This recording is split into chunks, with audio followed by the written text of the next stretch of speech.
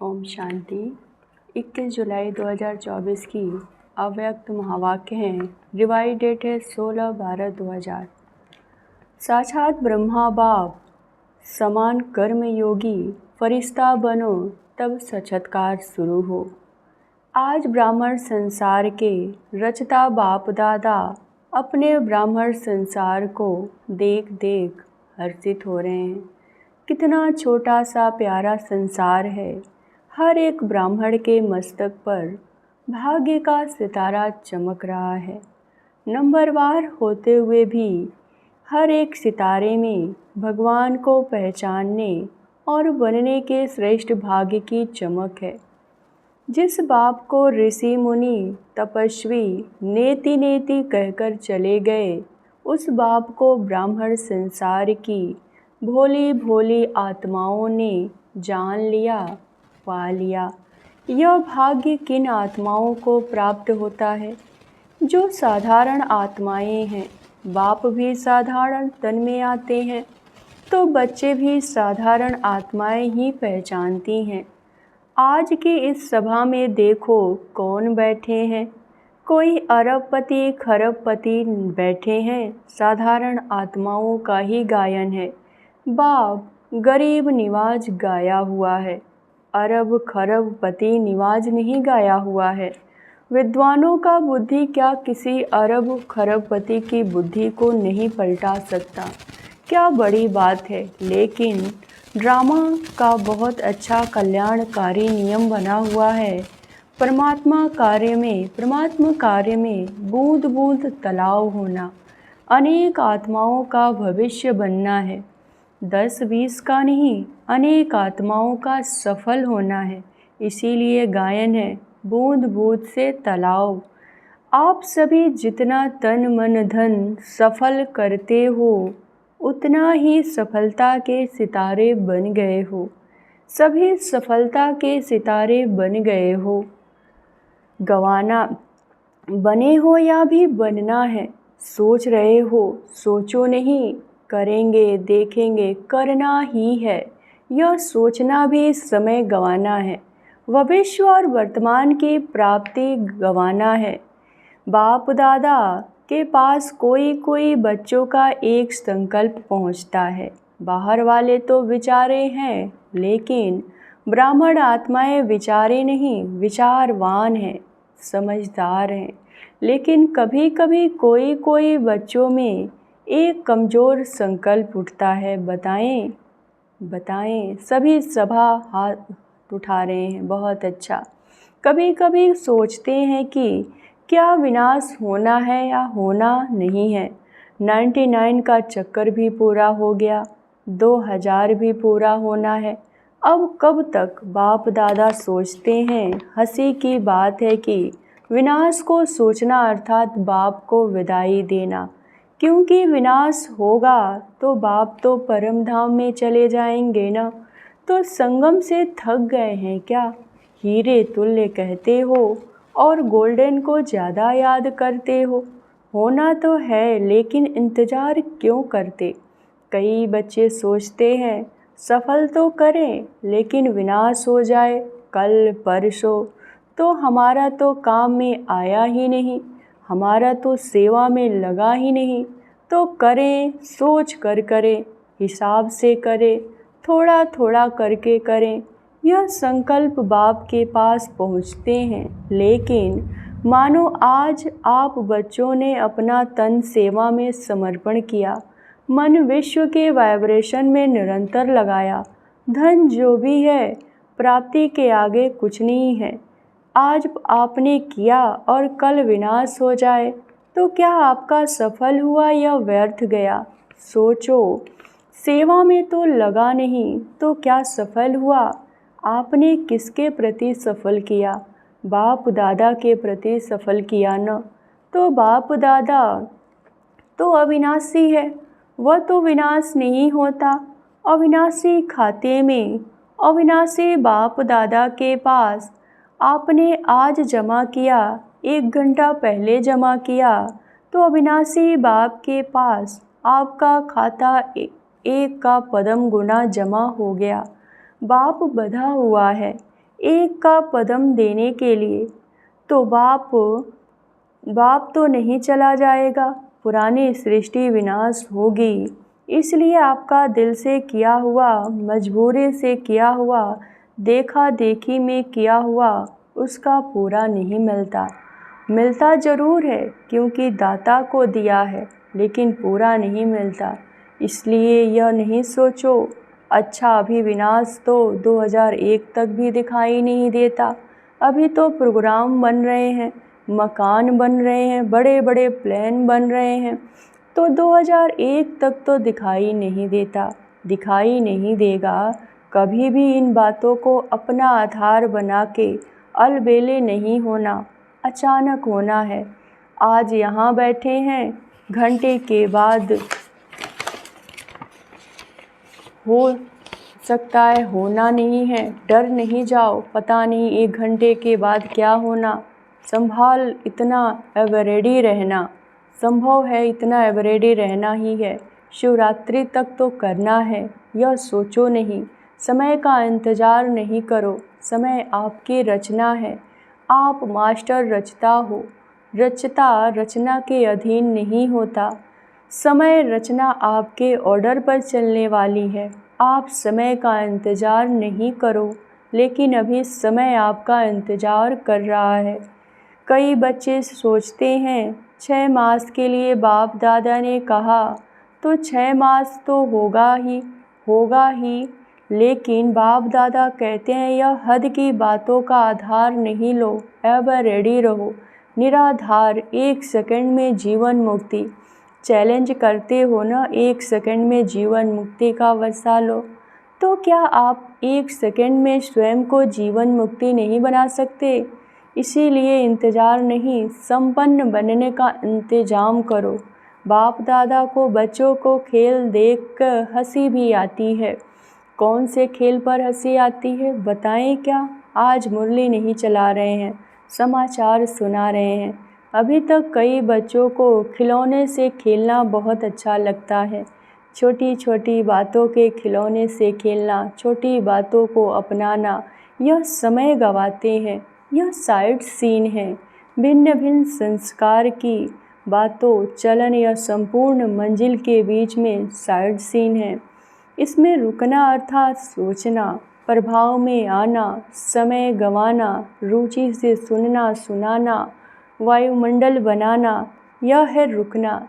इससे संपूर्णता की मंजिल से दूर हो जाते हैं। मेहनत बहुत, चाहना बहुत, बाप समान बनना ही है। शुभ संकल्प, शुभ इच्छा है, लेकिन मेहनत करते भी रुकावट आ जाती है। 2 कान हैं, 2 आँखें हैं, मुख तो है, देखने में भी नहीं आता, सुनने में भी आता है, बोलने में भी आता, लेकिन बाप का बहुत पुराना स्लोगन सदा याद रखो। देखते हुए भी नहीं देखो, सुनते हुए भी नहीं सुनो, सुनते हुए भी नहीं सोचो, सुनते हुए अंदर समाओ, फैलाओ नहीं।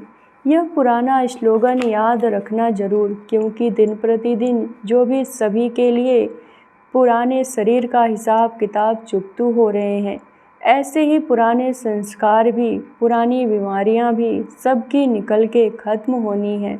इसलिए घबराओ नहीं। अभी तो पता नहीं और भी बातें बढ़ रही हैं, पहले तो थी नहीं, जो नहीं थी वो भी अभी निकल रही है, निकलनी है।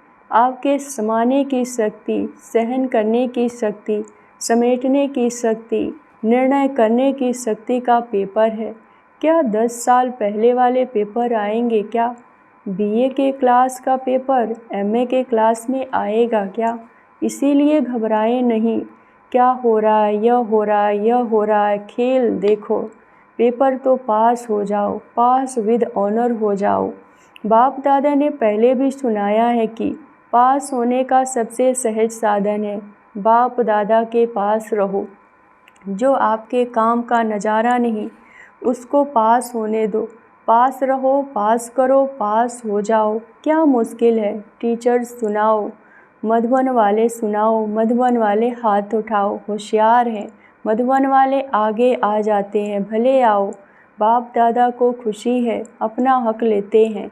अच्छा है, बाप दादा नाराज़ नहीं हैं, भले आगे बैठो। मधुबन में रहते हैं तो कुछ तो पास खातिरी होनी चाहिए, लेकिन पास शब्द याद रखना। मधुबन में नई नई बातें होती हैं, डाकू भी आते हैं, कई नई नई बातें होती है। अभी आप जनरल में क्या सुनाए, थोड़ा गुप्त रखते हैं, लेकिन मधुबन वाले जानते हैं। मनोरंजन करो, मूझो नहीं। या मूझना या मनोरंजन समझकर मौज में पास करना। तो मूझना अच्छा है या पास करके मौज में रहना अच्छा है? पास करना है, पास होना है तो पास करो। क्या बड़ी बात है? कोई बड़ी बात नहीं।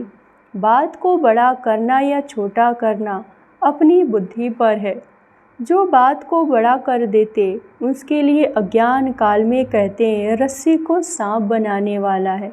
सिंधी भाषा में कहते हैं नोरी को नाग बनाते हैं। ऐसे खेल नहीं करो, अभी यह खेल खत्म। आज विशेष समाचार तो सुनाया न बाप दादा, अभी एक सहज पुरुषार्थ सुनाते हैं। मुश्किल नहीं है, सभी को यह संकल्प तो है ही, बाप समान बनना ही है, बनना ही है, पक्का है। फॉरेंस वाले भी टीचर बनना है, इतनी टीचर आई हैं, वह कमाल के हैं टीचर। बाप दादा ने आज खुशखबरी सुनी टीचर्स की। कौन सी खुशखबरी बताओ? टीचर्स को आज गोल्डन मेडल बैज मिली है। जिसको गोल्डन मेडल मिला हाथ उठाओ। पांडव को भी मिला। बाप की हमजिन्स तो रहनी चाहिए। पांडव ब्रह्मा बाप की हमजिन्स है, उन्हों को और प्रकार का गोल्डन मिला। पांडव को रॉयल मेडल, गोल्डन मेडल वालों को बाप दादा की अरब खरब वारी मुबारक मुबारक मुबारक है। बाप दादा जो देश विदेश में सुन रहे हैं और गोल्डन मेडल मिल चुका है, वह सभी भी समझ रहे हैं हम बाप दादा ने मुबारक दी है। चाहे पांडव हैं चाहे शक्तियाँ हैं, किसी भी कार्य के निमित्त बनने वाले हो, खास यह दादियाँ परिवार में रहने वालों को कोई विशेषता के आधार पर गोल्डन मेडल देती हैं। तो जिस भी विशेषता के आधार पर, चाहे सरेंडर के आधार पर, चाहे कोई भी सेवा में विशेष आगे बढ़ने वालों को दादिया द्वारा गोल्डन मेडल मिला, तो दूर बैठ सुनने वालों को भी बहुत बहुत मुबारक है। आप सब दूर बैठकर मूल्य सुनने वालों के लिए, गोल्डन मेडल वालों के लिए एक हाथ की ताली बजाओ। वो आपकी ताली देख रहे हैं, वो भी हंस रहे हैं और खुश हो रहे हैं। बाप दादा आज सहज पुरुषार्थ सुना रहे हैं। अभी समय तो अचानक होना है। 1 घंटा पहले भी बाप दादा ने अनाउंस नहीं करेगा, नहीं करेगा, नहीं करेगा। नंबर कैसे बनेंगे? अगर अचानक नहीं होगा तो पेपर कैसे होगा? पास विद ऑनर का सर्टिफिकेट, फाइनल सर्टिफिकेट तो अचानक में ही होना है। इसीलिए दादियों का एक संकल्प बाप दादा के पास पहुंचा है। दादियाँ चाहती हैं कि अभी बाप दादा साक्षात्कार की चाबी खोले। यह इन्हों का संकल्प है।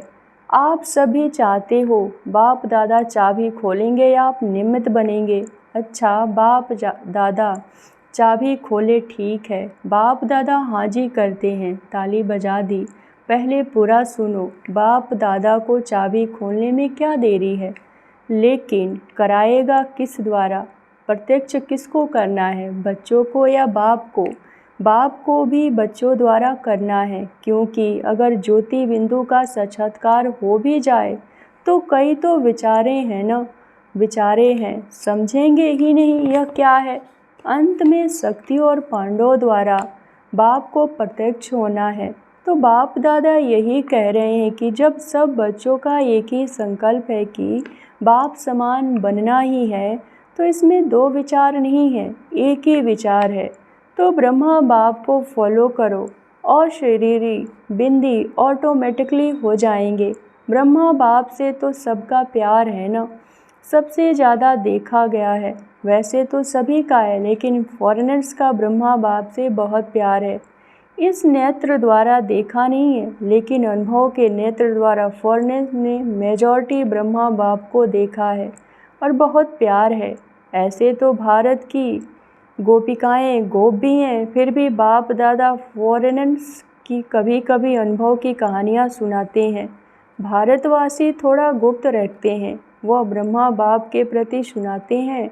उनकी कहानियाँ बाप दादा भी सुनते हैं, औरों को भी सुनाते हैं। मुबारक हो फॉरेनर्स को। London, America, Australia, Africa, Asia, Russia, Germany, मतलब तो चारों ओर के फॉरेनर्स को दूर बैठे भी सुन रहे हैं। उन्हों को भी बाप दादा मुबारक देते हैं। खास ब्रह्मा बाबा मुबारक दे रहे हैं।